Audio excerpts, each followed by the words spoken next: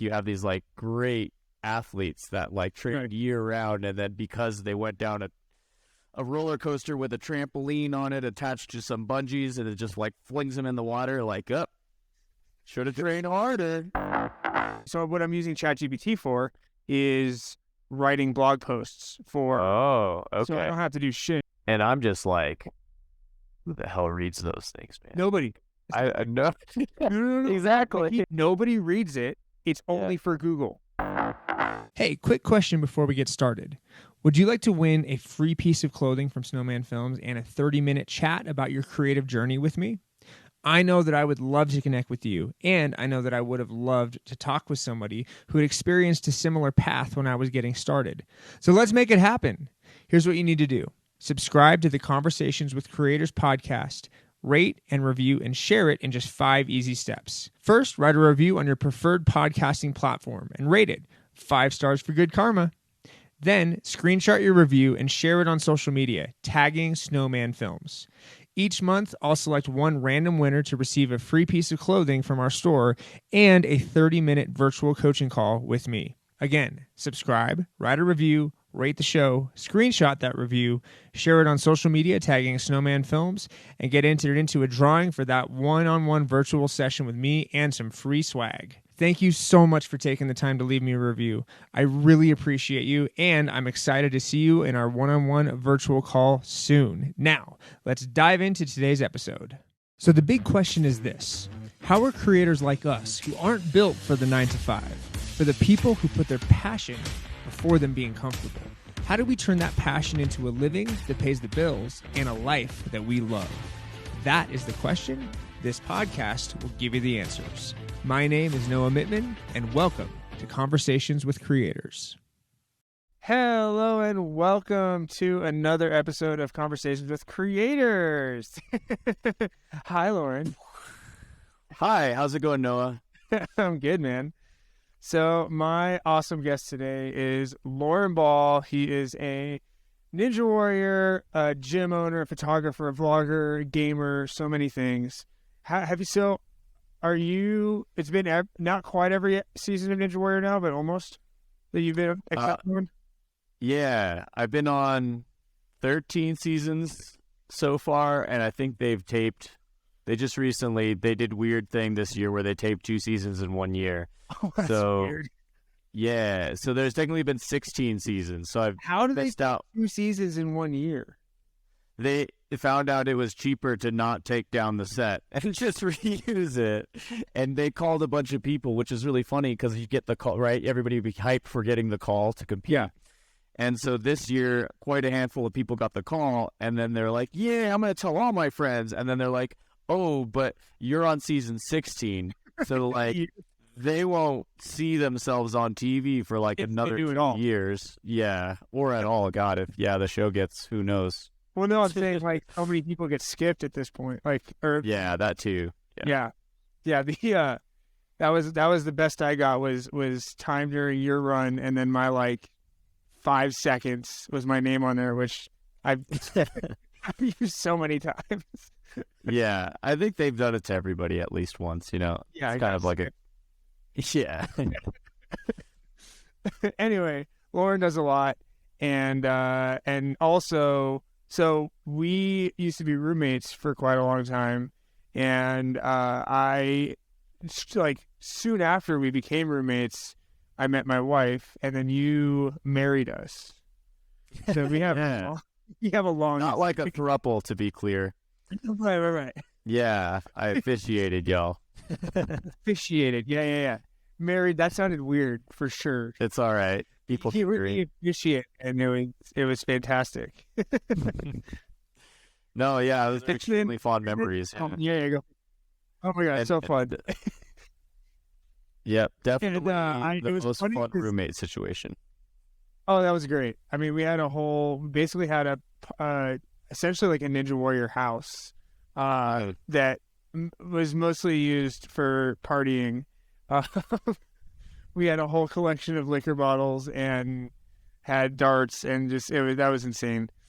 No, it was definitely an influencer paradise. Literally, we all had our own rooms where we were creating things, and I think that was like the biggest thing that we all vibed off of from one another, just being there. We were constantly, oh, what video are you working on? I don't know, just a few, and we were all like making stuff.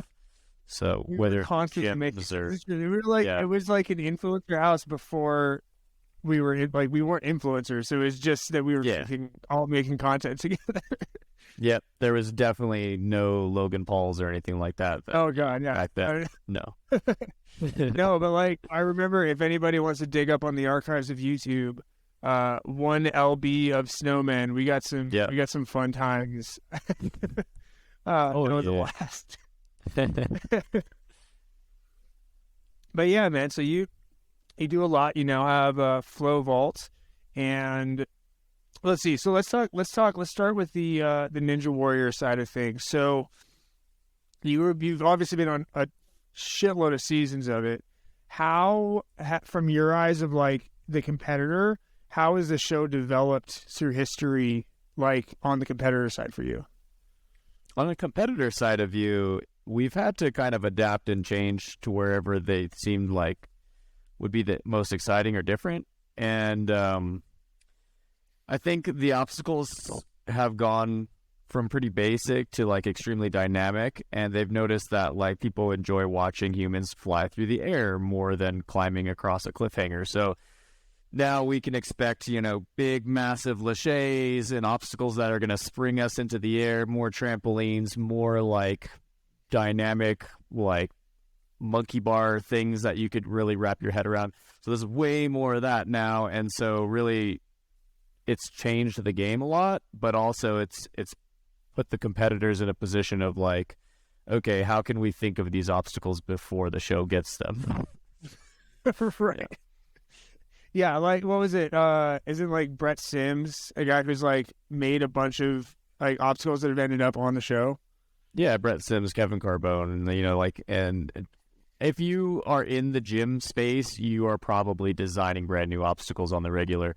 And so there's and the show will take those obstacles and roll with them, Does anybody get paid for that, or is it just like, thanks? No, not that I'm aware of. Sometimes they'll do like contests and be like, well, your obstacle could be on the show. Submit it today, and we'll put your face in the corner for half a second.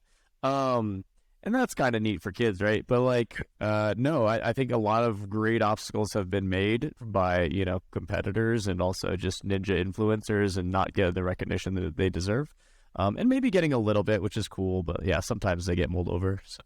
But that sucks that they're not getting recognition, or like this obstacle was made, because I mean, how cool would that be to be like, this obstacle was made by this ninja that like I think that would and sometimes it does happen, but you'd be surprised at just how many obstacles are made by the community, and then the original designer is all like, hey, I did that.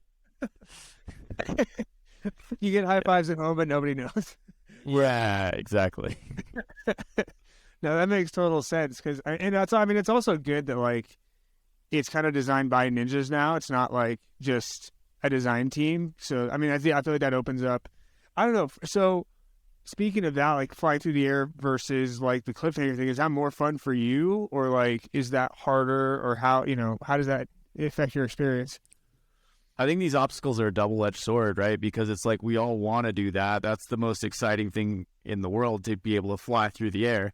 But at the same time, when you get one opportunity every year, it's 50-50 if you flying through the air is going to work out in your favor. So at that point, sometimes some obstacles can be just too gimmicky. And then therefore, it's like you get like 80% of the competition falls on this one obstacle. Right. Well, how do they make that look good in editing? You know what I mean? It's like you have these like great athletes that like train year round, and then because they went down a roller coaster with a trampoline on it attached to some bungees, and it just like flings them in the water, like, should have trained harder, and you got Bob Reese doing flyaways off everything. Yeah, I loved his mentality last year, man. That was awesome. He didn't even intend to like go to finals or compete, or even had zero interest in going for the $1 million. He was like, no, I got a cool parkour tour that I wanted to do. I happen to be near LA, so I'm just going to do flips. Like, that was I didn't watch. How far did he make it? He fell halfway through stage 1 in Vegas, only because he was like trying to flash run the front flip from the trampoline into the spider wall. Yeah, I saw that. You know, obviously production loved it, so they're like, "Can you do it again?" You're like, sure. And then he went, because I saw his video on it. He's like, I fell the first time, but then they do it again, and that made me super happy. I was like, dude, you front flipped into the spider wall. You're a badass. Yeah, no, he's just being himself. Love it.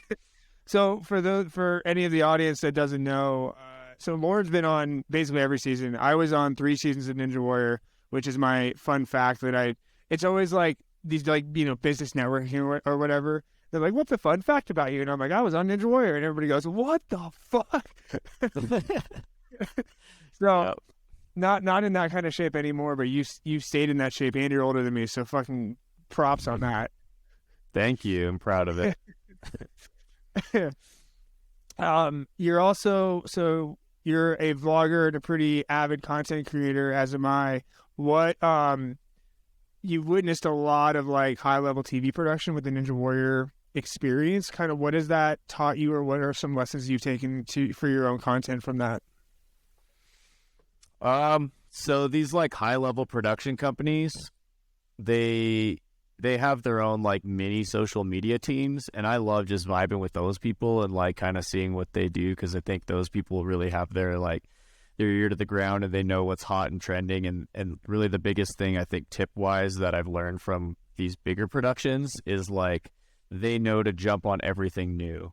So anything that's really relevant or new in the scene, like they're hopping on it right away and using it right away to learn what it does, because they know that all the algorithms on whatever platforms you're using are going to be interested on how these new things are going to be implemented. And who's, you know, it's like IGTV, like that. It's garbage. It's trash. Nobody uses that anymore. But if you used it within the first like 2 months that it was out, you probably saw your account grow and skyrocket in views. So it's like a land grab on a hot new like prop, you know, whatever new area is coming up. If you can get something early, that's part of why I think TikTok's so awesome, is like it stayed that like you can legit, I think on TikTok and YouTube Shorts, you can legitimately start an account from nothing and get traction.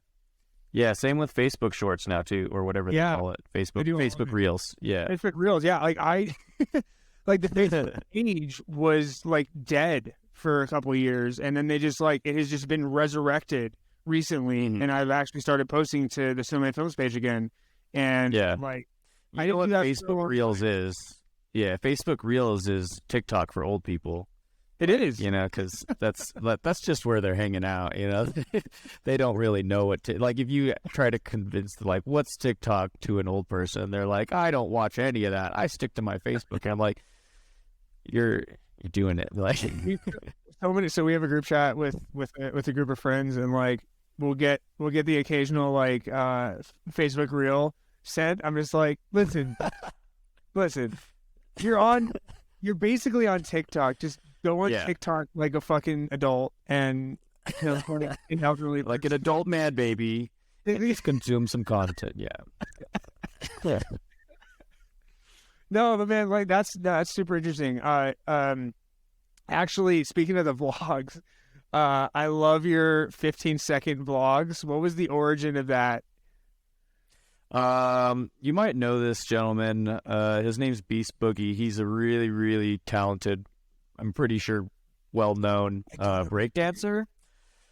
I believe he's down in Houston, Texas. But anyway, he's also popular. A b-boy.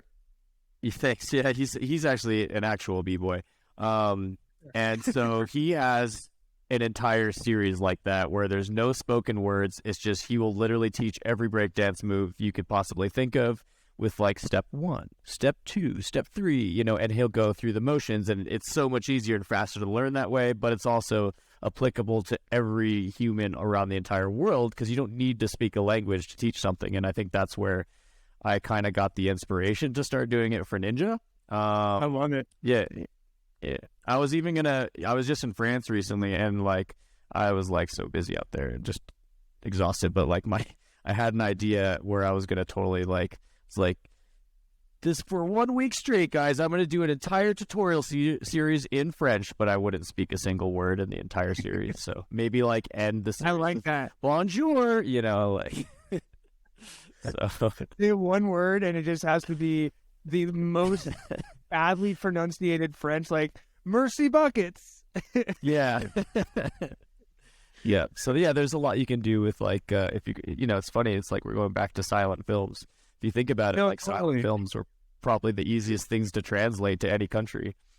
Yeah, because it's just emotion. It's like it's like we're going back to cave drawings with emojis. Yeah. Yeah. Great. Great It's just example. the universal. Yeah, totally.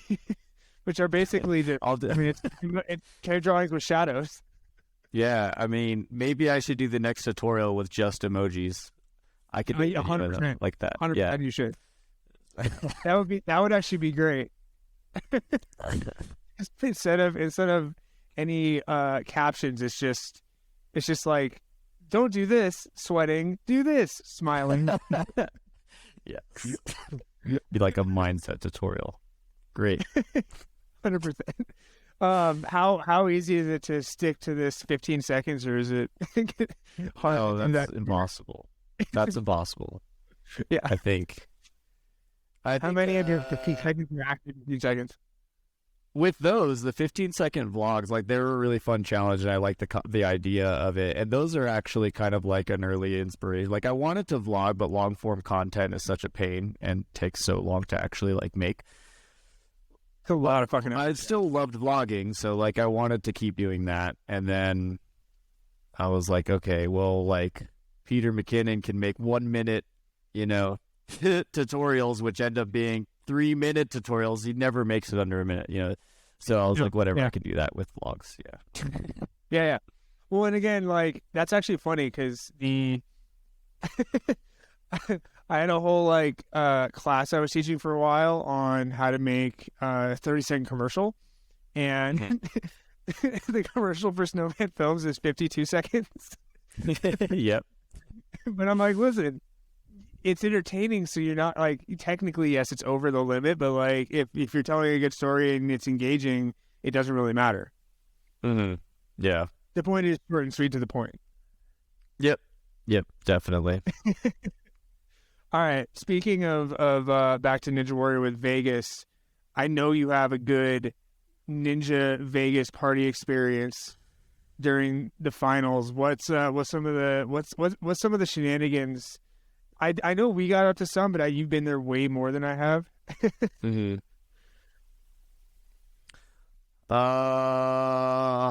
Trying to think of a fun anecdote. What's funny? Like Vegas is super cool, but for the people who have gone multiple times, it can be pretty miserable.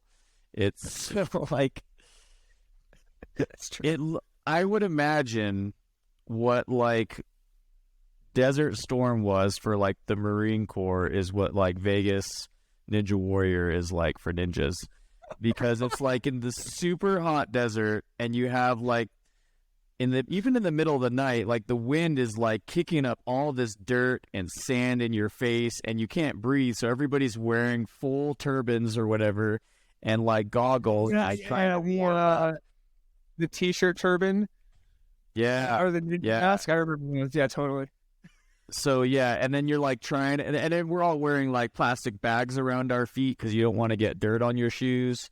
Oh my god! And because you have to run a course, and so yeah, the whole pre-run up is pretty miserable for most people. And the living situation, well, not living situation, but like your kind of ninja holding, where they keep us, is basically, it looks exactly like what I would imagine a tent would look like, out in the desert, getting ready to do battle, but you're not allowed to hang hammocks from it, so you have to sleep on cardboard and like the pillows you stole from your hotel room. So that's fun. That is actually behind the scenes that probably, well, I know for a fact that unless you've been to a taping, you don't see is the essential like camp out sleepover that's happening.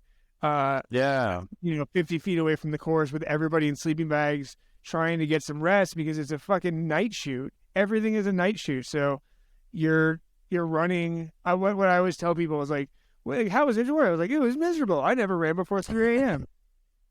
Yeah. Doing the best thing you've done all year.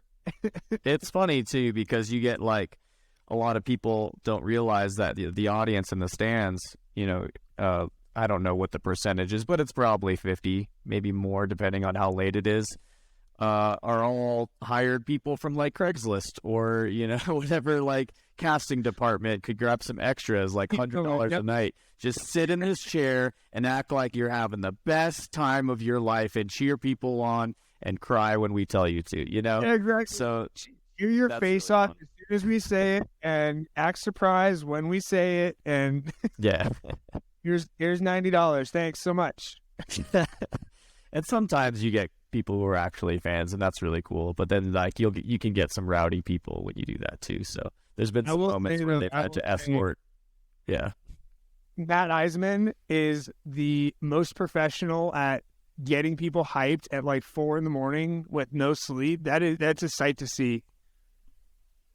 yeah, definitely. I think that's the comedian in him.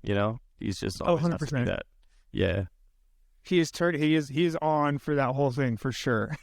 Mm-hmm. But no, yeah, the sleeping bag parties, the sand. It's that's similar to going and getting Bin Laden. Just hell, and then you gotta go Just trying to get up that Mount Midoriyama. Yeah. climb the rope. Yeah. Because it's an honor for everybody to be there, but at the same time, it's like at a cost. So Yeah, right.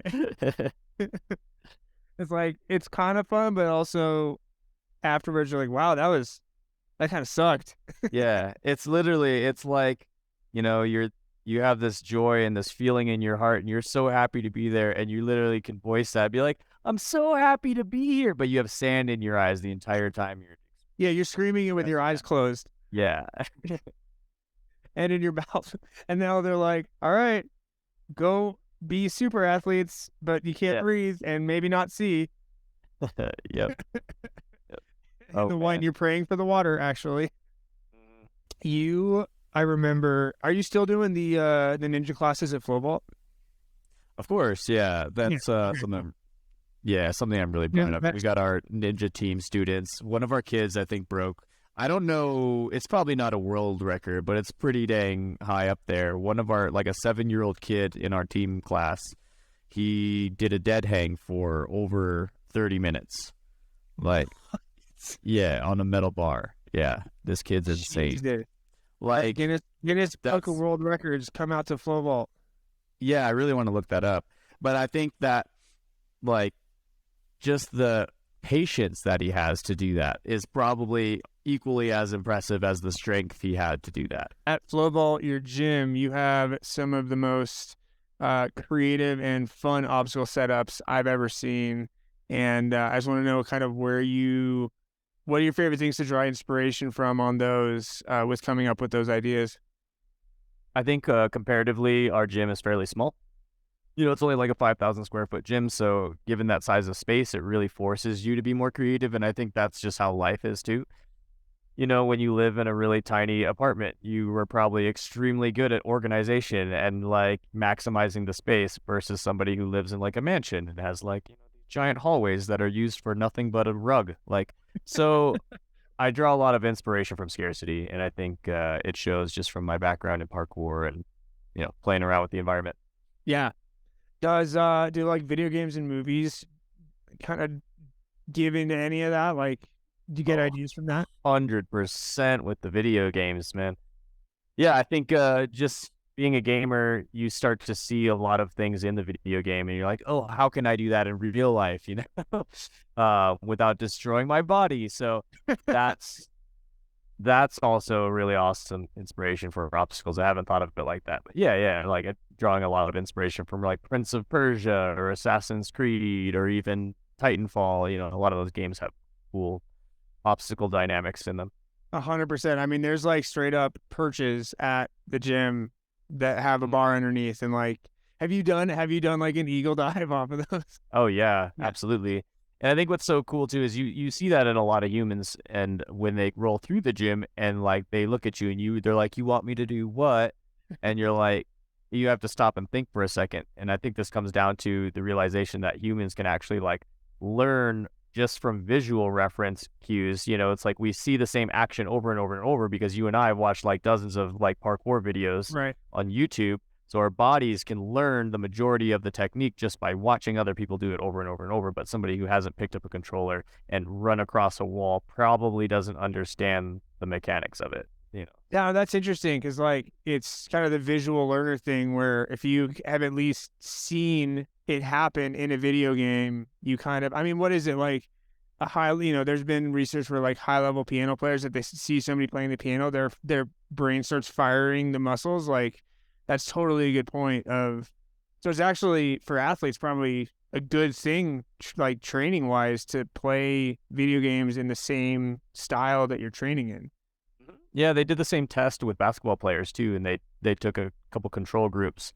One control group had to sit in a room and just visualize themselves shooting hoops, and then another control group was allowed to practice or whatever. The group that spent more time visualizing actually had higher success rate than people who were actually doing the thing, which was kind of cool because, you know, they were more focused, I think, per se, and just like the sheer fact that they, you know, they could see themselves doing it in their mind's eye versus just kind of playing around with the ball.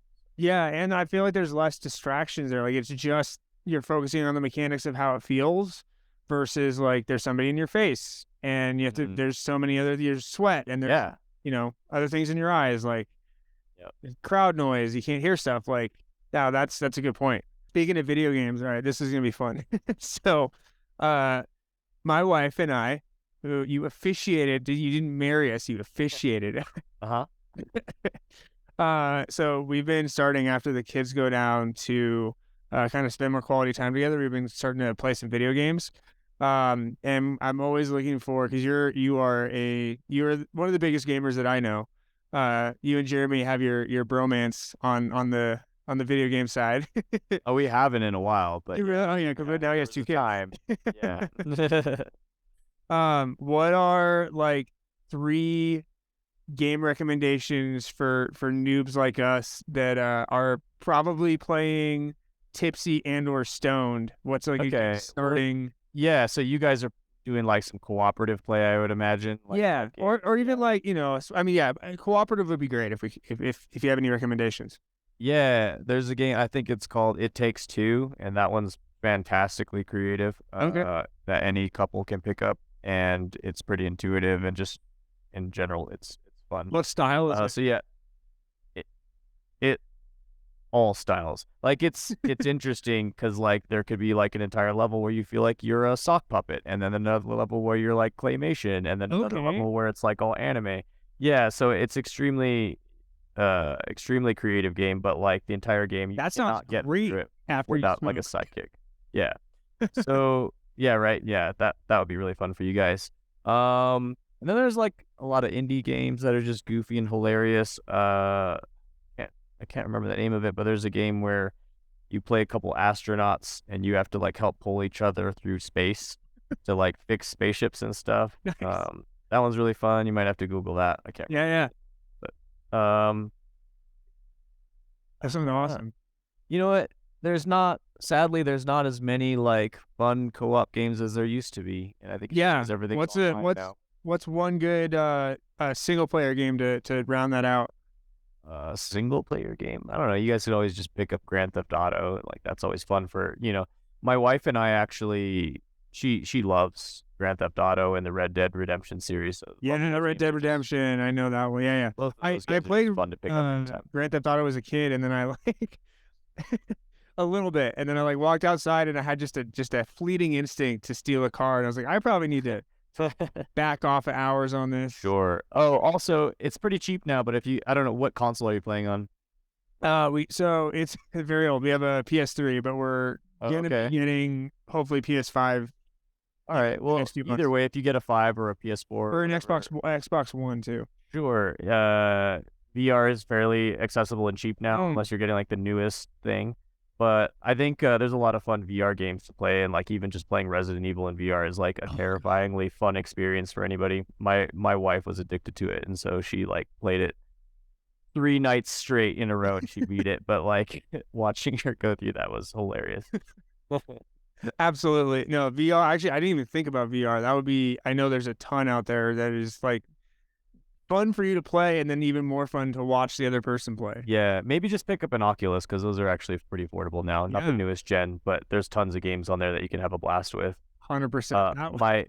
My highest recommendation personally for you is going to be a game called Pistol Whip. You literally play John Wick, and it's like almost like a dance game, but you have guns, and so the music's like totally like pumped up. Yeah. It's like hype, and That would be turning around great. corners shooting at you, and you have to like dodge the bullets and like shoot them with like trick shots and stuff. Like I saw a video of a chick doing that to like a Quentin Tarantino song, Yeah, and I literally watched the entire thing like 3 times through. It was hypnotic. I am so down to do that. it's so much fun, and yeah, it makes you literally you'll be dripping in sweat because of how good of a workout it is. That's perfect. You open up your room, so there's like tons of room, and like so you'll find yourself jumping across the room to dodge bullets and like diving across the floor to like shoot at people under tables. That sounds amazing. Yeah. Dude, good recommendation. What's it called? Pistol Whip. Pistol Whip. Yeah. Okay. Oculus is just got higher on the list, and that sounds like a blast. Because It's I worth mean, it. I can listen. I'll get my workouts where I can now.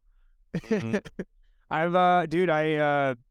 I've joined a recreational hockey league. Awesome. I didn't know you played hockey. That's Yeah. cool. I will Nice. recently. Okay, so this is like fresh. Yeah, I'm like the youngest person in the league, which is Wow. great because I can do it forever.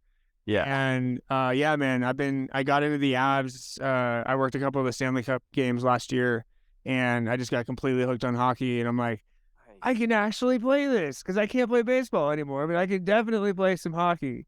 That's so cool. Were you It's a doing like B-roll blast. for them or something? Yeah, I'm I'm forward, so I'm all over the place. But man, talk about dripping in sweat after like an hour. Holy shit. It is Yeah. like that is like Ninja Warrior workout level of exercise. It's crazy. You wouldn't expect it to be whole body, and it totally is. Wow. It's wild. Do you find like specific muscle groups are getting stronger on you from doing that? I mean legs for sure. Like my Okay. legs are always. I will say this. I haven't been as sore since the like heavy parkour and like when we were training for like the first and second season that I was on. Yeah. Like that level of trip where you feel sick afterwards because you're so sore. Like that, I've gotten those from games. It's crazy. That's cool. Because it's a sprint the whole time. Yeah. It's wild. Yeah. I Like, love the you're always- accountability of those sports because Oh, then dude, your it's the whole best. team is depending on you, and you're like, I have to go. And everybody fucks up every game, and like it's okay though because like Yeah. it doesn't matter because you always feel like when you're the one that like you're offsides for a second, you're like, God damn it, I just screwed God fuck. Even though like every single person on the team's done it. Yeah. Well, that was the one thing. It was interesting. Like I realized that like growing up, I played I stopped in middle school, but like I played baseball and soccer, and I love team sports. And like obviously was obsessed with parkour for so long. But like the one thing you don't have with that, other than like World Chase Tag, which I love that's blowing up, is a team aspect. Like you don't have teamwork. It's just you and whatever you're doing. Yeah. No, watching World Chase Tag in person is the best live parkour. Bet. Oh my God. Like Where did you watch it? Watching it on TV or on the screen just doesn't do it justice. Like it's literally golf compared to in person. In person, I watched it at the Arnold Expo like last month. So sick. And I had no idea. Like it's so well organized, and it's like as soon as one team's done, boom, next team goes, boom, boom, boom, Figured it out. constant action. Oh, somebody fell, drag them off the course. Next team go. It's nonstop, and the announcers are just on point, and the lighting, music is just like it's this energy that I haven't felt at a sporting event like not forever. Like It's so exciting. It's like really I feel like it is finally like listen, we've been in the parkour, like Ninja Warrior I think was the first to break through, which is different than parkour itself. But like this is it's so simple and it's so accessible, I feel like, to like the, normal people that I'm like, oh my God, it like something finally broke through to like be an actual mainstream sport. and like it this. has to, viewing it from the outside, for it to do well, I think it has to take off in the in-person space, Yeah. the live events type situation. But it's so niche, which it's hard to pull a crowd in there. So like, if they are able to pull crowds in there and people are going to spend money on it, I think it'll work because it is exciting. It's really cool. Yeah. But as far as like people watching it on like ESPN or whatever, it's going to be aired, I don't think it's profitable, unfortunately. So, yeah. It needs to take a note from hockey, and there just needs to be the occasional fight. Well, I don't know. I think it's except that everybody's friends. yeah. I don't know. I'm not sure entirely what it needs. Obviously, it's popular amongst all the mini parkour groups around the world, but yeah, it just doesn't have the same draw that a lot of other sports have. So. I was like, because something that I realized with hockey, with football, even with baseball a little bit, is kind of the sports entertainment side. So like, if you're going to a sporting event, it's a party. You're going to have a good time. There's good music. There's sometimes cheerleaders, like whatever it is. I wonder if there can be other elements that it can bring in to kind of bring in bigger crowds. Yeah. I don't know. Maybe if they took like more of a personal approach to the individual athletes and their stories, I think that could be cool. But yeah, again, like I think any new sport these days is going to have a hard time building a following, just because there's so much noise. So, yeah, absolutely. Yeah. But I mean, listen, it's the biggest breakthrough I think that this sport of parkour has had up till now with like news and stuff. Like it's as popular as it is. It's because there's people with money throwing money away at it. That's all any big sport is it has money behind it. Yeah. I just hope that they get it back. So. Yeah, right. Do you know, actually this, I always like to ask about like, do you have any idea about it? So like finances stuff, do you know how well the athletes are being paid for that, if at all? I think they're being, most are being compensated like as far as travel expenses go, but I don't think that there's any like major per diems or big profits made. Yeah. What about if they win? That I'm not sure. I think winning would have to be like at their finals, quote unquote. I'm not sure what it's called. But yeah, I think there's like decent payout, but it's nothing that would like sustain you for a year. It's like you couldn't just live off that. Yeah, it's nowhere near that. Just like regular parkour competition. Yeah. That was the wildest thing for me when. So this is going deep cut in the parkour space, but Joey Adrian gave his Jump Fest talk and basically said like, listen, I've podiumed at every single major parkour and free running event for the last 2 years, and I made like 30 grand. And I was like, oh my God. Yeah. You can't live on that. And, he's definitely like lower than the 1% too. So, yeah. So, oh my God. You can be the 0.005%.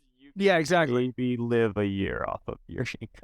If you live at home and eat out at all. Yeah. So it's tough. Yeah. I think, if people want to be in that space and only that space, they have to branch out in all the avenues. I think I've managed to do that with Ninja. Where it's not. I'm not just a coach. I'm not just a gym owner. I'm not just an athlete. I'm not just a obstacle fabricator. There are all these different angles. I'm in the consulting world. There's just so many different layers. Yeah, so many different layers. Consult on? Ninja gyms, and also and also curriculum. So like we'll go out and we'll literally train entire teams of coaches on how to be the best possible coaches they can for their clients, and also the safety certifications around that. So there's lots of lots of ways that you can make a dime off the sport. You just have to not rely on just one window. I mean, I think a big running theme of the last few interviews I've done is like in a creative space, you definitely need multiple sources of income. That's just, it's a necessity because even in, I actually, it's funny in the film industry, even like if you're in LA, New York, actually maybe not even those anymore, but like Albuquerque or Atlanta, where the studios are, there's big money there. But like for the Denver market, when it becomes slow season, a lot of people have side gigs. Like I've started driving Uber again when I need to, and it's you need to be able to survive, and for you to be able to find multiple things within the space is that's huge. Yeah, and I think it's fun. It's great to stick within your niche too. Yeah, I think it's tough. Even in your scene, it's like, you couldn't be like, oh, I'm gonna be specifically an action filmmaker, and I'm only gonna film action and explosions. And I'm like, yeah, good luck. No, it didn't work. No, you're probably gonna film other stuff too. Actually, speaking of branching out, I have a photography session tomorrow for a brewery. So like, we're gonna do video too, but like part of it is, I have a camera. I need to make money with the camera. Yeah. So no, and I, listen, whether I'm taking 1 frame or 24 frames a second, the concepts are the same. Right, and you're still utilizing your craft, and the art form's growing from it, and you're making new connections, and so it's I think really important. Yeah. No, and I get to have fun. Like I was like, hey, I'm gonna bring my smoke machine, and they're like, great. Yeah. We're gonna do some creative shit here. Mm-hmm. Creatively, so you also said that you build not only the gym stuff, but you do like backyard installations. What are the aspects that you look for to go into like an effective and fun parkour or ninja structure? I think functionality is the most important, and then usableness of space. You're using every face of the structure you're building, and it's all progressive. So that way it's not just like, oh, we're going to put like, we're going to put these monkey bars in your backyard. Have fun. Right. There has to be adjustability. So the kids have to be able to grow with their obstacles, and they have to be able to adjust them and put different holds on them and change up the skills that they can work on that thing. So yeah, I think the versatility is the most important part. So it's like, they're going to be able to use it for, 7+ years, but up until they go off to college.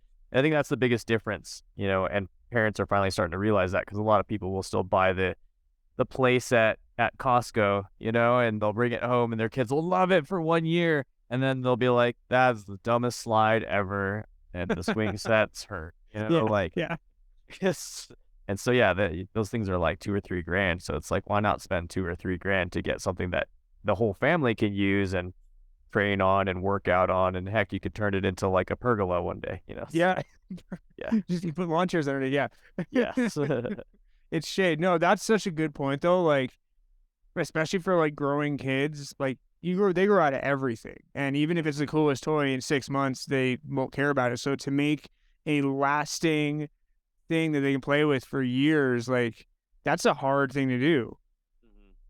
Yeah. So that sentence right there alone is usually the sale for me. And I think a lot of parents are quick to realize like, okay, cool. Yeah, this is worth my money and investment. Yeah.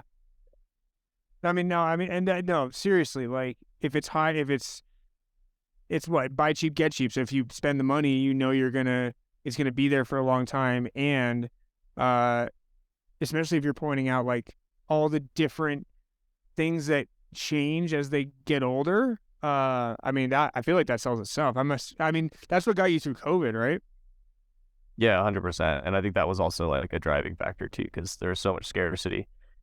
Nobody had a gym to go to. The kids were going nuts, hanging off of the balconies at home, probably in really dangerous positions on the furniture. So yeah, being able to provide and bring the gym to them was the solution there. Yeah, bringing the gym to you. That's genius. Because I know like Ninja Nation has done that a little bit with like traveling courses and stuff, but to have it in your backyard, that's a whole different level. Yeah. Ninja Nation Mobile is, from what I understand, is pretty successful too, because they're hitting big festivals, and then also birthday parties and a lot of big networking events. It's just cool to have an obstacle course. No, it's a dope concept. I was doing content for them when they launched that, and it was 100%. Like you had people of all ages, even like 50, 60-year-old, maybe not 60-year-old, but like 50-year-old women like on top of it, like, we did it. Yeah. So they really managed to make it accessible, which is sweet.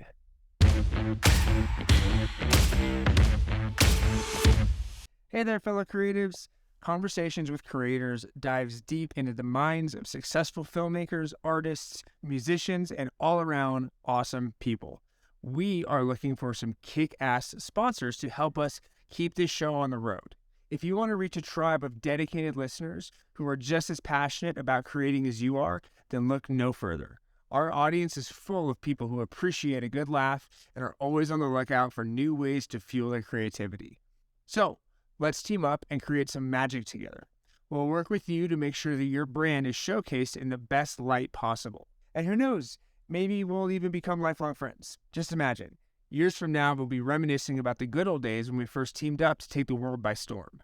Send us an email at noah@snowmanfilms.net to say hey and get the ball rolling. Now back to the episode. Is any world chase tag in your future, do you think? So a couple of the people at our gym, one of our coaches is actually world chase tag competitors.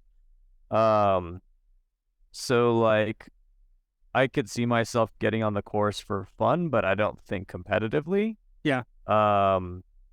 It seems terrifying to me. I agree. I think I've never been good with bars.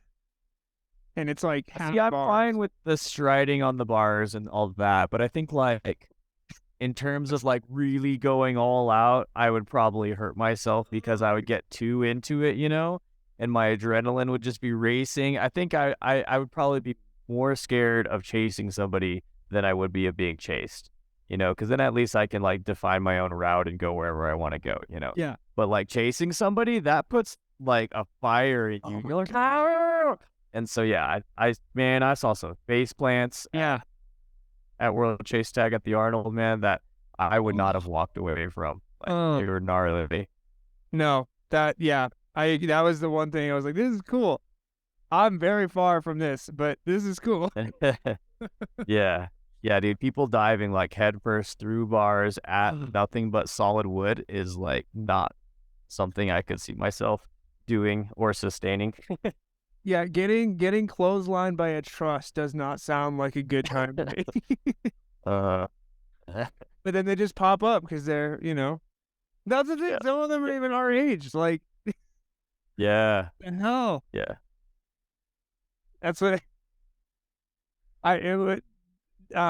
this actually brings up funny, like years ago, right? When what was it, the Ninja Warrior, like what's the Ninja Warrior racing called? The show? It was Ninja versus Ninja or Team Ninja Warrior, and they brought it back a little bit. Yeah. Now, so you're gonna see a lot more head to head in season 15 and 16. A, great fucking idea.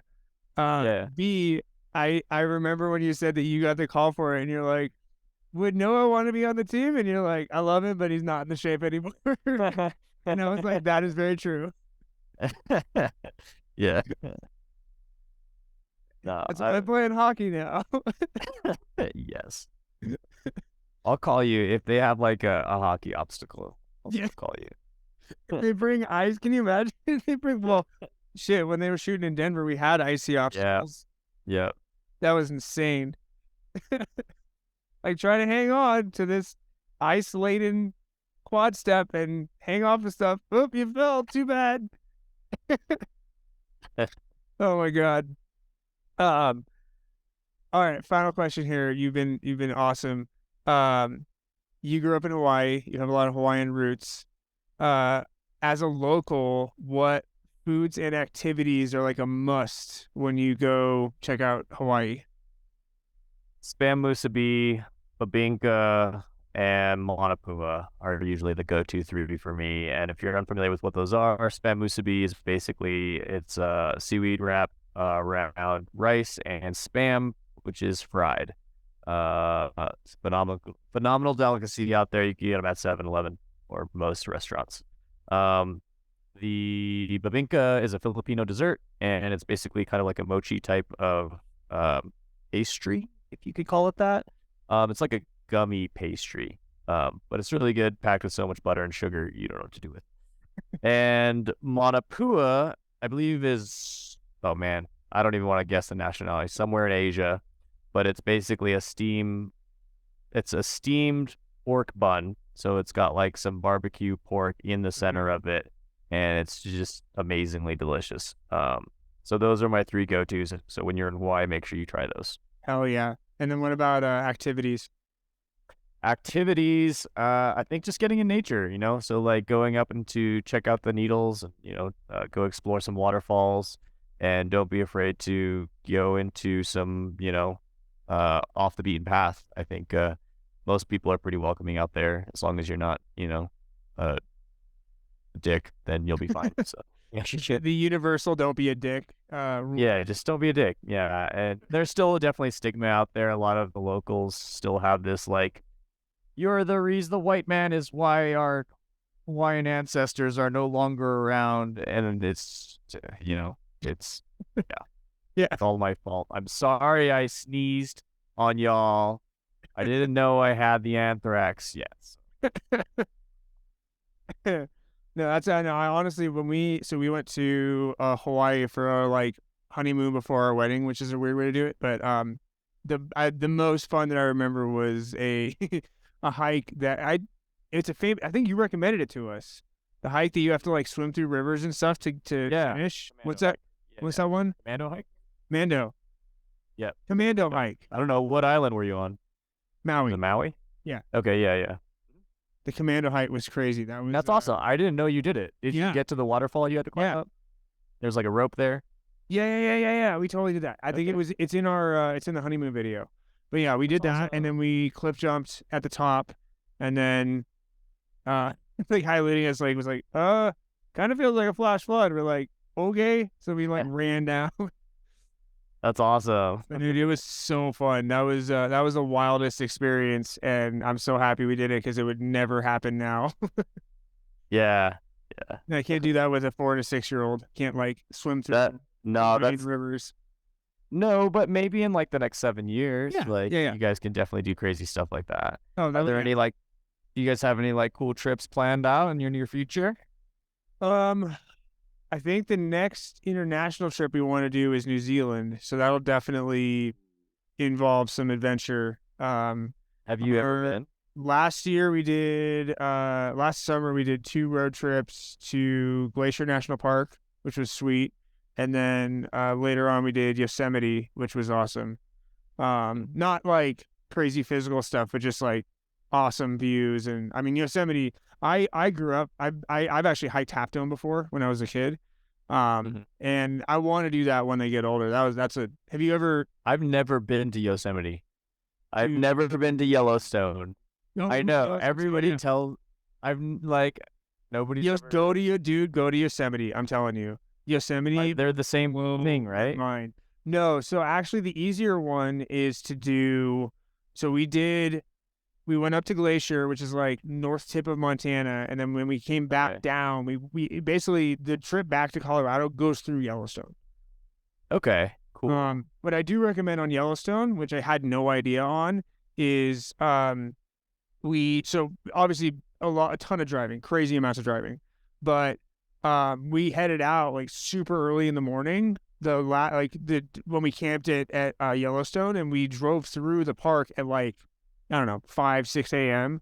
And the steam, because it was morning, it was a little bit colder, the steam coming off of everything, like it looked even crazier than just normal. It was absolutely wild to see all the hot springs and geysers and stuff with steam actively coming off them in the morning. It was nuts.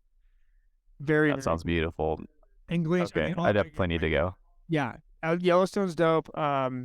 Glacier National Park is insane. We need to go back because we only spent 1 day there, and it's just it requires. I mean, you need 3 days minimum.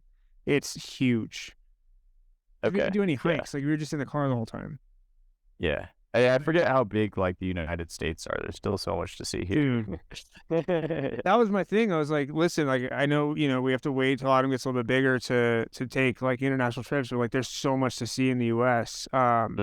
Yeah, Utah is definitely on our list for be closer because, like, it's like not even a 12-hour drive to get to Utah. It's sick. Yeah, I've never been to Zion's, but I've heard good things. Zion's dope. Yeah. Yeah. Zion's crazy. That's it. Actually, we went there with the kids. Oh, sweet. Did we? Yeah. I don't remember. It's been all national parks. Nice. Pretty soon you're going to be telling your kids' story. Remember when we went to, Germany? And they're going to be like, what? Dude, internet's got to happen. Grayson has been on a plane, Autumn has not. So Okay. we got to make it happen. Yeah.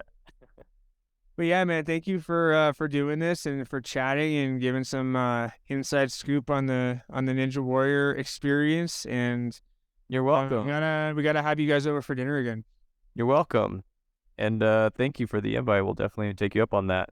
100%. This is the most disconnected podcast I've ever been a part of. I don't know if there is any cohesive narrative, but I'm happy to. There is, because I follow my questions. I have questions and I follow them.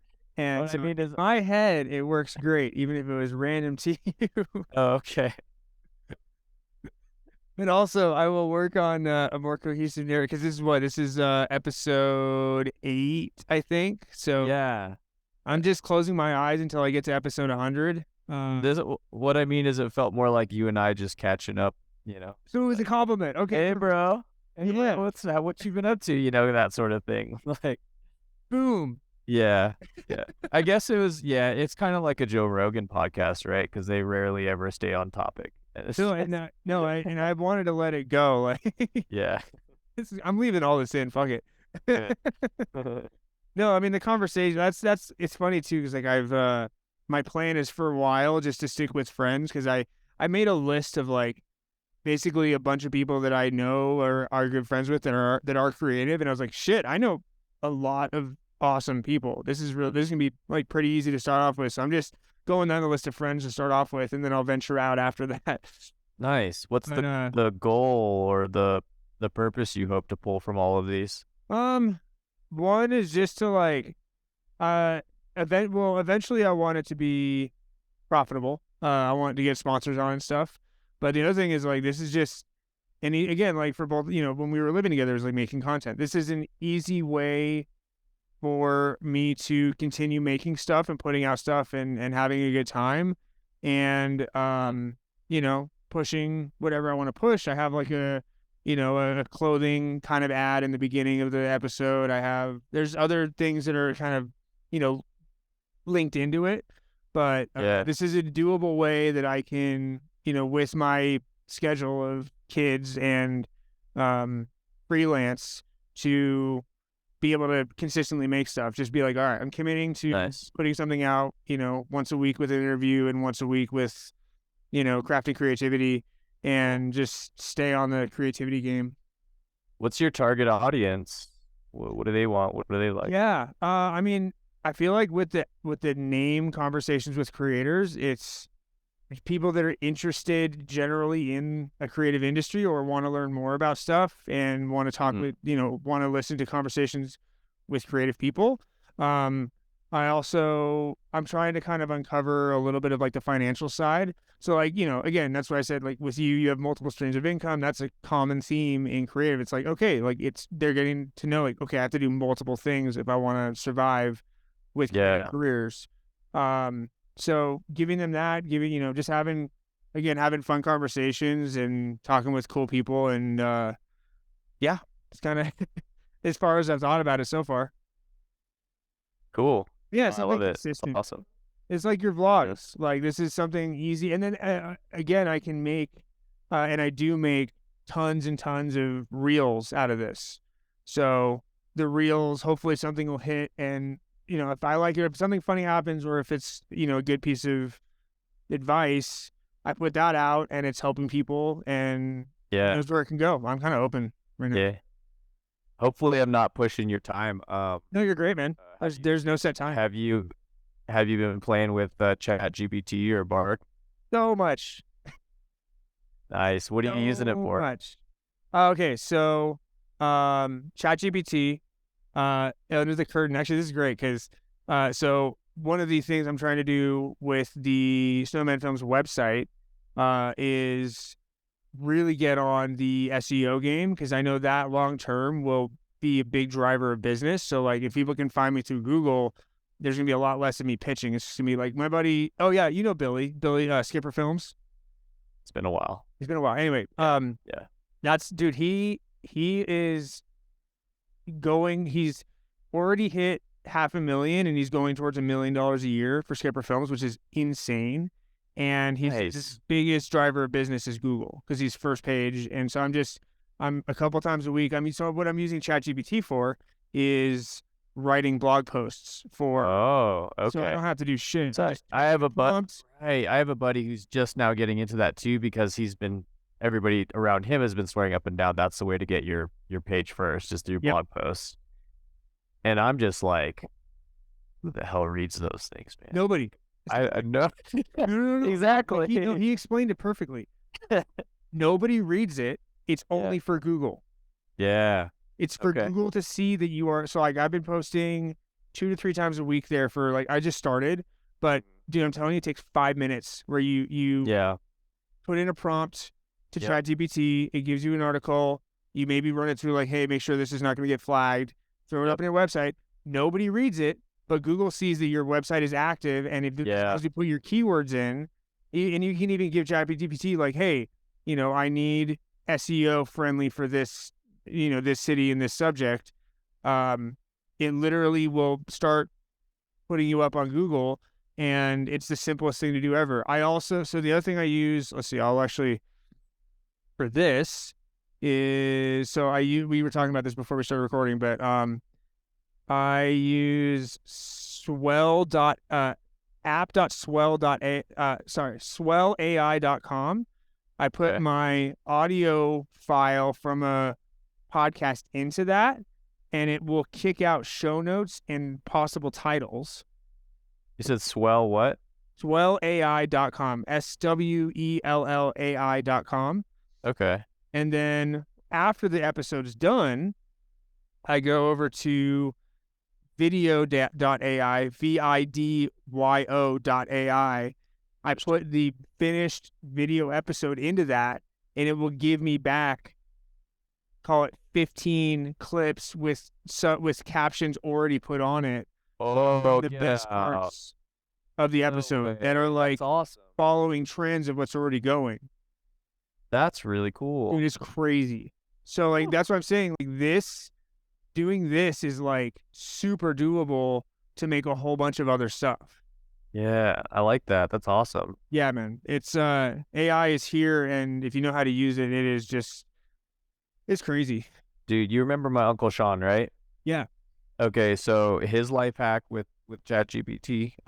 So he's going back to college to increase his IT degree, but the programs that he has to go through require a lot of like books that you have to read and memorize and take tests on. But you can kind of take those tests at your own pace. The average people doing this are usually going to be going to college for at least, I don't know what he was saying, like 4 to 6 months to be able to complete a course. Well, he's using ChatGPT. He just asks it, hey, can you please summarize these chapters and give me the keynotes, the top 10 keynotes from every chapter. And then he takes that text, drops it into Edge, and then he has it read it back to him in an audio file, which sounds very human. And he just listens to those during his workouts or his morning jogs.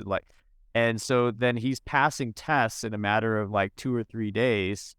So he's just flying through this degree because it's flying through college in like literally a fraction of the time it would take someone normally. And so he's but he's also like not cheating. He's just using it for like a way that just he understands more. A way to consume knowledge faster. It's freaking brilliant. And just some of the other applications I'm sure you've been kind of like seeing in the world with it. They just recently put the ChatGPT against a lawyer or a defendant in court. Yeah, I saw that. And it won. Like that's crazy. I saw. So I think it was the previous ChatGPT. Like I think we're on 4 now, but 3 passed the bar.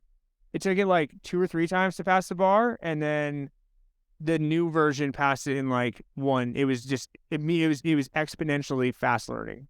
Yeah, It's pretty wild, and so I've been trying to use it as much as I can or find ways. Yeah, what are you using it for?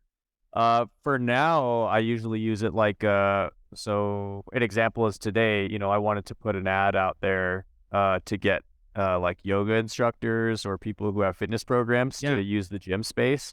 So I was like, create me an ad, for yoga instructors for the Parkour Flow Vault gym space and why it's perfect for them. And then so I just take that text and I'll throw it into some posts out there to get people interested in, renting the space from us. That's one example. And then a lot of times we do it for our promotional emails. So when we have like a parents' night out event coming up, then I'll just ask ChatGPT like, hey, can you please write me an email, getting parents hyped to sign up for parents' night out coming on May 3rd or whatever. Yeah. No, that's sick. So I'm doing a similar thing. Not like, because mine's like, it's a little different. You're doing like events and like you call out for that, but like all the text that you see on the Snowman Films website is from ChatGPT. Nice. And what my favorite prompt to give it, this will be a fun thing for people, is because the first thing it gives back a lot of times is like very robotic, honestly. Right. Yeah. So I literally say, make it more conversational and throw in a few jokes. Mm-hmm. And it's perfect. I like that. It's perfect. That's awesome. And the jokes sometimes suck. I may need to like punch them up a bit, but like I'm not funny. And right. and dude, it's again like 95% there, and then you just got to tweak it a little bit. And I'm like, that's awesome. This is amazing. Like that, dude. Okay, this is a perfect example. The first blog post that I put out was announcing that we have like a new promo for Snowman Films. And I was like, hey, give me a title to like say that the video production company has, a new thing. And it goes, this is the title it gave me, Lights, Camera, Colorado. I was like, whoa, that's amazing. I would have never thought of that. That's awesome. That's so cool. Anyway, yeah. So as it's like made me a pro level copywriter, and I am not a copywriter at all. Yeah. Have you used it to respond to your wife's text yet? No. Although I do have the mobile app. Nice. Have you seen the South Park episode? No. Okay, so there's a ChatGPT South Park episode. And the entire episode is like about how kids are getting through school with like, writing essays, all their schoolwork and essays. Yeah. But then like the kids start using it to respond to their girlfriend's text messages. And so they're just like getting delayed. Yeah, they're like, write me a heartfelt response to, my girlfriend's text. And then they just put it down and they go back to their video games. And I know CEOs that have done that with VAs. So yeah. God, yeah. And it's such a hilarious episode because then all the girlfriends are like, oh my God, I have the best boyfriend in the world. Oh, he's so amazing. And then there's like this huge plot twist at the end of the episode where they find out that the kids are using AI to respond to them. And it's this like big like riot type situation. And then the episode does a full 180 on itself. And you find out the entire episode was written by Chat. Oh my God. I need to watch that. I need to watch biggest inception ever. I love that. Yep. Yeah. And it's funny because fantastic. They also use ChatGPT to come up with a solution to the problem that they started within the episode. Yeah. That's actually, dude, so I'm so excited because like that, like, so I'm a visual person. I'm not I don't come up with characters. I don't come up with story. I have nuggets of ideas for like projects and stuff, but I'm going to like, once all of my time isn't like, hey, we need to put rent together. I have literally made a list of like ideas that I'm going to plug into ChatGPT to make scripts. Yeah. Because then I can, obviously it'll be doctored and stuff, but man, when you get that nugget and it can give you like a premise and like, I'm telling you, I'm going to have so much fun, like writing concepts that I want to do with that. I'm super excited for what that looks like. Let's go. Then like I can write a feature. Fuck it. Give me a couple months and I'll put together, run and then, workshop it with some real people and shit. That that's the money from the podcast eventually will go into some fun projects.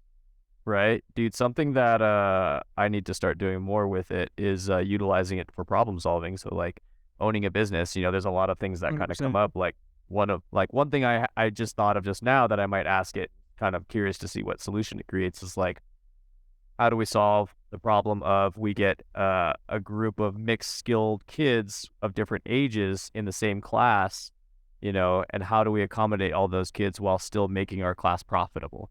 Like, Yeah. I'm curious what kind of solutions it could come up with. Dude, I will give you 10. So it'll give you 10 Yeah. and 7 will be solid. Right. Yeah. Like so that's actually a thing I'm doing now is for I'll send like cold DMs sometimes to businesses, and it's worked a couple times when they'll respond and be like, hey, like, let us know what you're thinking in terms of like video marketing. And so I'll put it in ChatGPT and it'll give me 10 and 7 are solid. And I would have thought of 4 of them, but Sure. it gives you that little, I was like, oh shit, that's a good idea. So I can just pop out a list in 10 seconds and like, again, all of them are logical. And there's a couple there's like, oh, that's a good, like, you totally use it for problem solving. This is, by the way, like anybody listening, this is a master class on how to use ChatGPT. Yeah. Yeah.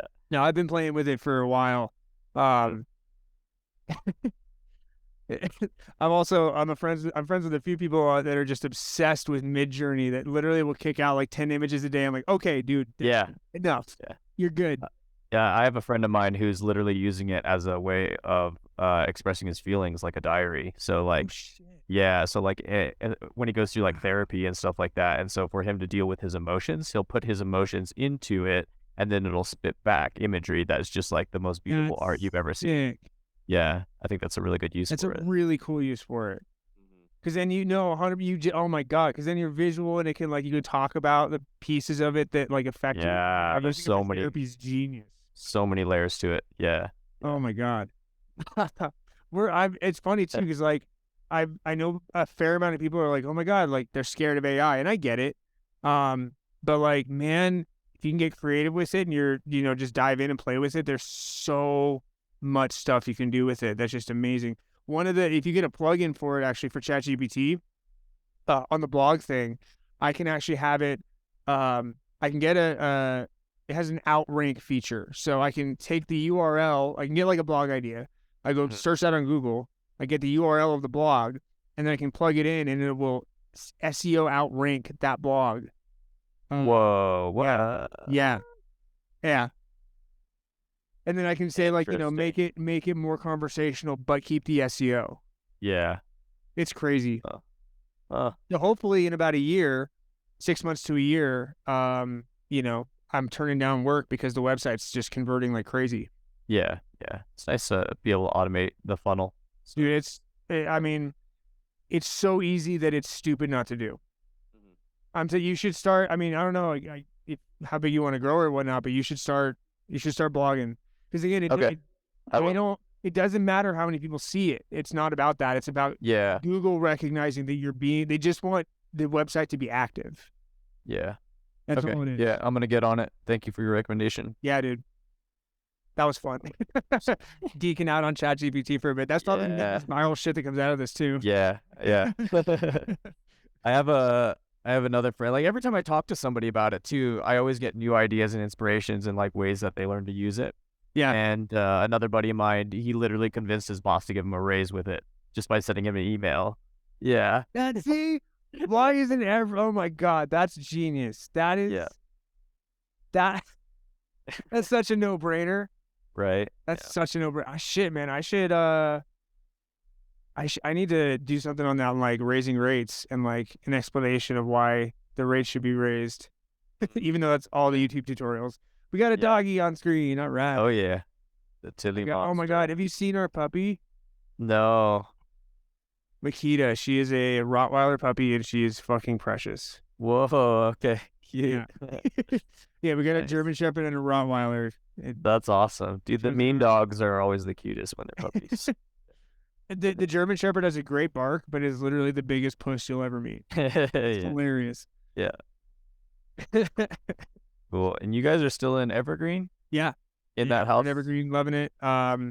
Only gonna really move when we find some land, and hopefully this year is the year that we get like ahead. Really last year was focused on getting out of debt, which we achieved, and it was a double-sided sword. So like it was like late December, had a really good December for work, which was awesome. I was like, cool, paying off a bunch of credit cards, boom, did it. And I was like, oh fuck, I'm broke and it's winter.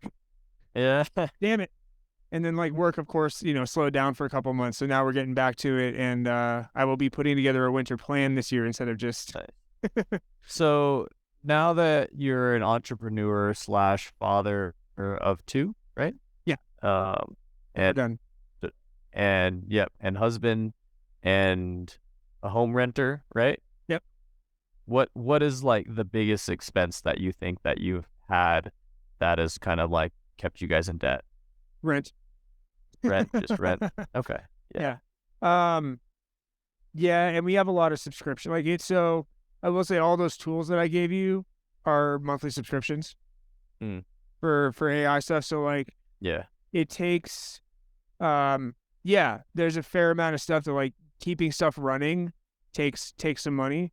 And I'm in the process of having higher rates and like really doing it and getting I think a couple of clients that actually have bigger budgets, which is nice. But yeah, man, that rent and rent and utilities is huge. Yeah.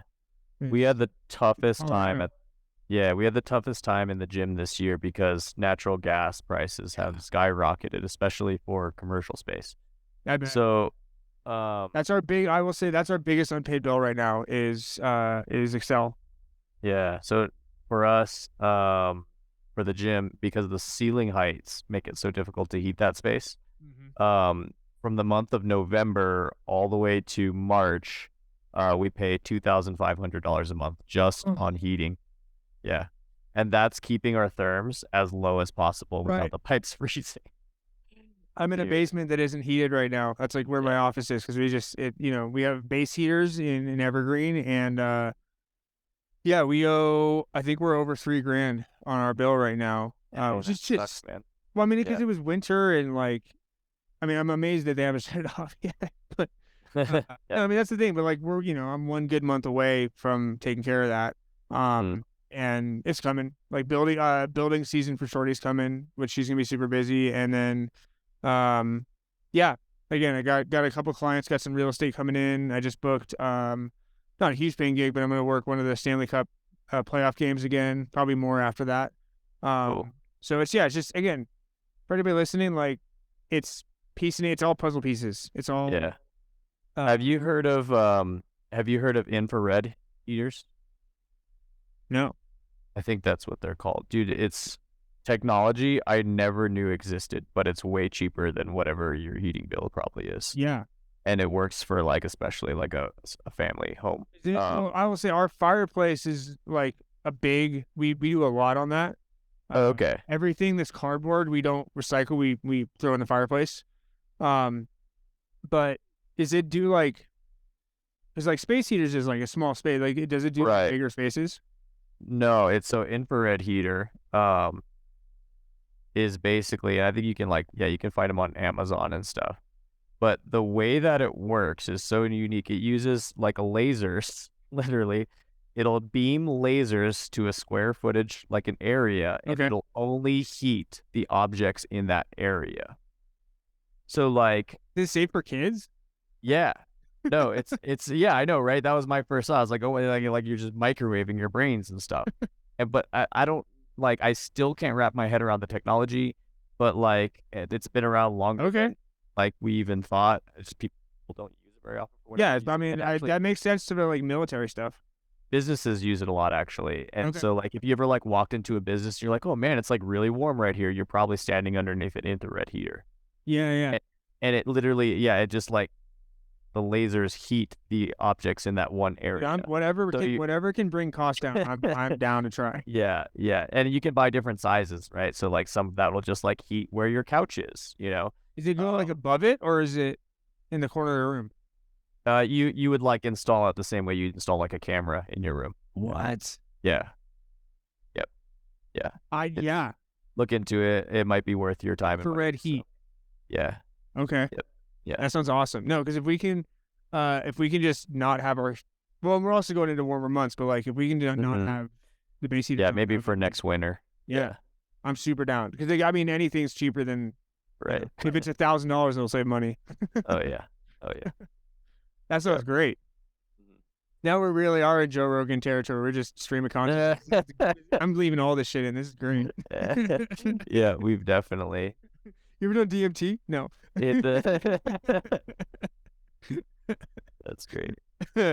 Oh my god. Do you follow any other cool like talk show type influencers that you'd recommend? Yes.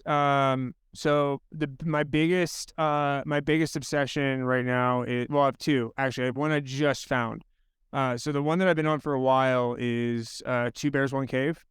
Okay. Tom Segura and Bert Kreischer, both like headlining comedians that are doing arenas. They're fucking hilarious. And it's just them chatting, and they'll sometimes have other guests on and stuff, but like they're so funny.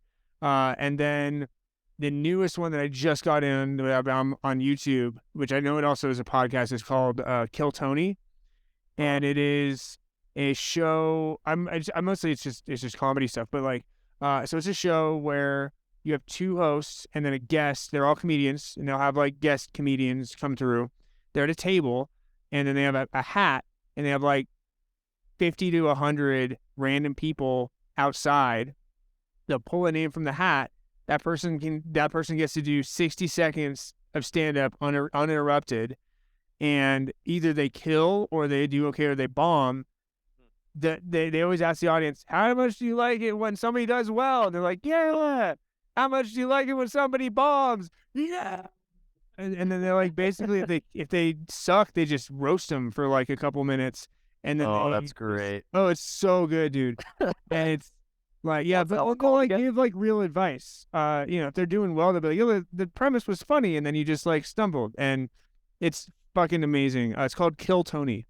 Kill Tony. Okay. Yeah, I'm definitely gonna look into that one. Kill Tony. Yeah, it's a super interesting setup. And it's been going for like 15 years or something. Wow. Okay. Yeah. Pretty much every major comedian has been a guest on it, like as a guest roaster, guest panelist. And they're like, listen, if they have a great set, they're like, dude, you killed. Like, and that's the other thing. If they do well, they will book them on other shows. So like, yo, you have a paid gig coming up now. So it's like literally like bringing along comedians. It's so cool. That's awesome. Yeah. So mostly comedy. Whiskey Ginger, I just found. Hi. Oh yeah, Elena says hi. Hi, Elena. Oh yeah. The kids are 2 floors up and Shorty's 1 floor up. Yeah. But yeah, dude, definitely check those out. All right. Let me think what other. Oh yeah. Literally with Rob Lowe is super interesting because he's Rob Lowe, so he gets just you can watch him do anything. Oh, dude. But like also the level of guests that he's able to get on is like, talking to like William Shatner and Magic Johnson and Michael Cera, just like top, just everybody, and he's just some people he's never met. Paul Rudd had a great one with him. Cool. Super, super interesting. But he's a fantastic interviewer too. Yeah, it's really podcasts are what I listen to in the car. Right on. Yeah. Nice. Really nice. Yeah. This is, oh my God. We did so good. We like switched after my questions were done. Yeah. Well, interviewing me and it was great. I felt like, just like listening to me answer those questions. Like, I think that's like the norm, that people will ask it. I was just like, I don't want to listen to me. That's boring. Let's talk about you. Dude, no. I'm putting all the ChatGPT advice up on Reels. That's absolutely gonna happen. Cool. Yeah, and it's one of those things that I'm excited to hear what other people comment that they're using it for. So yeah. Well, I mean, like that's the thing. Like, there's new ideas. Yeah, actually, totally. Comment on this if you are using ChatGPT for something super interesting. We want to hear it because I think this is like, it's just it's not the chip in your head that like eventually it's coming, but it's a good starting point to like it, really harness the power of the internet, in a really useful way. Oh yeah, I kind of tested like captions on, not captions, like a description or whatever on a social media post, which is me versus saying, hey, give me a short, social media post about this subject, consistently outperforms. Oh, cool. Okay. Yeah. Sweet. I'm gonna keep using it for that then. 100%. Just be like, yo, give me a couple options for social media captions on this subject, and it'll give you. I even mix and match. Yeah. I will be using ChatGPT. I'll be using AI for the name of this episode. Yeah, and I love I'm what not you that said smart. about making it incorporate jokes. I think that's genius. Isn't it great? Yeah.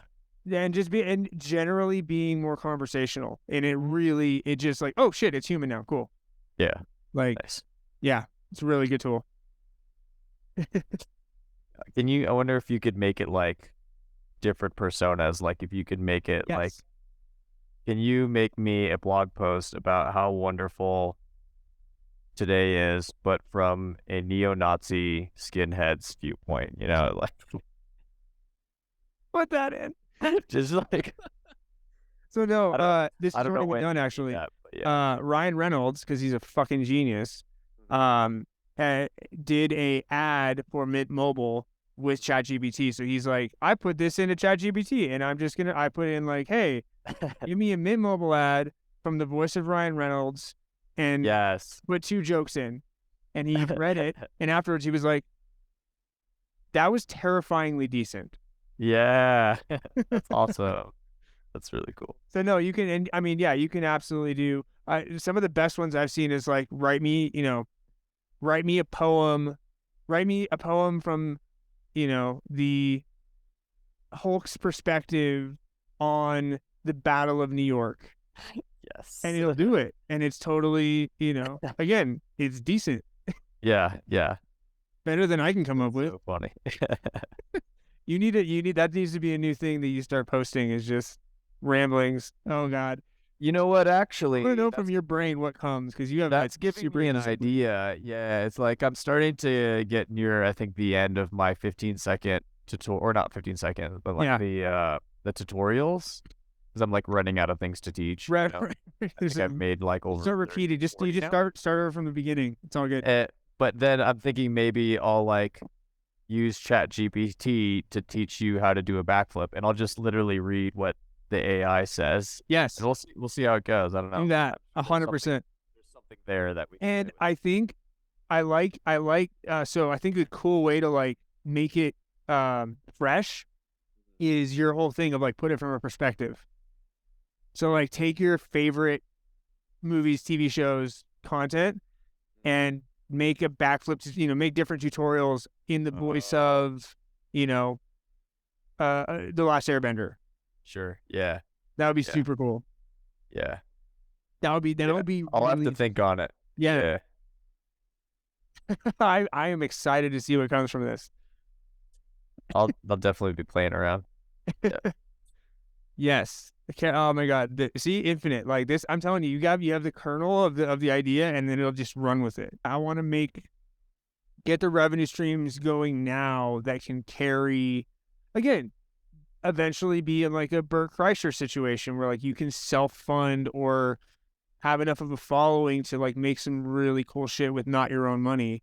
And like, I'm so excited so Bert Kreischer is coming out with the Machine movie, which I am going to see in theaters, and I'm gonna slam a beer in the opening credits because it's what he would want. But no, like, it's a project that he's done so much work to build his own thing up, and just being consistent with, he has his podcast, he has obviously stand-up and stuff, but like, it's just building an audience with something that's relatively easy to do and fun, and then you get to go make whatever you want. You have a built-in audience that, and again, that's what I love about this, is like, it's kind of open world conversations with creators. It can be anything. If you're Shorty's crew that is building homes, like, they're creating homes. I could totally talk to them about like, hey, what do you instead of making a home in the mountains. Yeah, everybody creates. So yeah. It's totally open, and I'm generally curious as a person, and I think I'm just super excited for it. Nice. Yeah. Well, man, I'm getting tired and hungry, so I think This is okay. I think we have the record of we got it. the longest that I've gone, which is fantastic. We're about hour and a half, hour 40 right now, which is epic. Sweet. Is there anything else I can add to increase the value of this video? Maybe like a nip slip or I was something. gonna say, just I think nudity is Okay. the only thing we're missing. Just partial though, because you got to keep the audience around. half a nipple. Yeah, I did. That was that. That was okay. I missed it. Yeah, Right. people have to rewind, and then they'll like on YouTube. There'll be a little sliver there. It'll You skip be a little to- spike of the highest, the Yeah. most viewed part of the entire video is pausing to try to get your nipple. Yep. Ah, buddy, I miss you. You too, man. All right. Hopefully we can Good get up night. there for a meal. Yes. Yeah. Come up All here. right. We'll have you and Play board games or something. yes, absolutely. Later, buddy. See ya. Bye.